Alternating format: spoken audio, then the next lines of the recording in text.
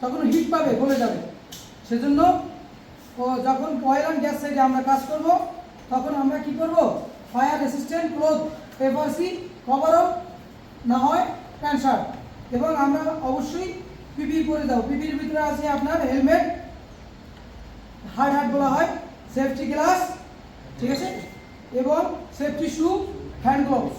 এই 4টা জিনিস আমরা ম্যান্ডেটরি ইউজ করতেই হবে।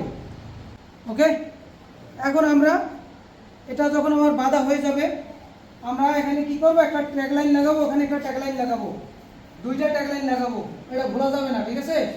ট্যাগলাইন কয়টা লাগাতে হবে? 2টা। ট্যাগলাইন কি আপনি ধরতে পারবেন? না। কে ধরবে?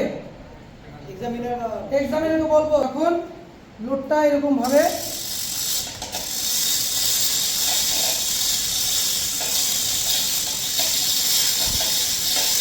না, স্টপ, কারণ বলটা তো মুভেবল, ওটাকে স্থির হতে হবে।